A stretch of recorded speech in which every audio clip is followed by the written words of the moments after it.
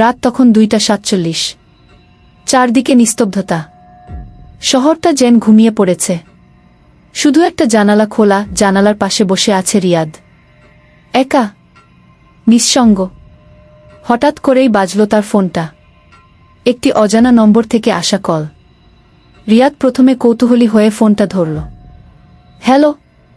ওপাশে কেউ নেই, শুধু নিঃশ্বাস ফেলার শব্দ। একটু থেমে একটা মেয়ের কণ্ঠ শোনা গেল, খুবই মৃদু।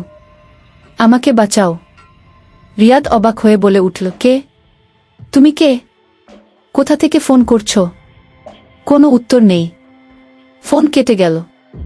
পরের দিন রাতে আবার ফোন বাজল, ঠিক 2:47। আমাকে বাঁচাও। সেই একই কণ্ঠ। একদিন রিয়াদ বলল, তুমি কোথায় আছো? আমি আসব তোমাকে বাঁচাতে।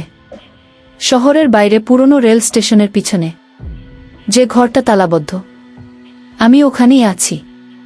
রিয়াদ ছুটে যায় সেই জায়গায়। রেল স্টেশনের পেছনের পরিত্যক্ত ঘর, তালা ভাঙা। ঘরের ভেতর শুধু এক পুরনো ফোন, আর দেয়ালে লেখা, তুমি দেরি করেছ। হঠাৎ দরজা বন্ধ হয়ে যায়। ফোন বেজে উঠে আবার।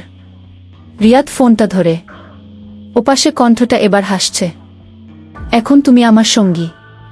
পরের দিন খবরের কাগজে ছোট্ট একটি খবর, এক তরুণ নিখোঁজ, শেষ লোকেশন পরিত্যক্ত রেল স্টেশন। তার বন্ধুরা শুধু জানে, শেষ কলটা এসেছিল একটি অজানা নম্বর থেকে।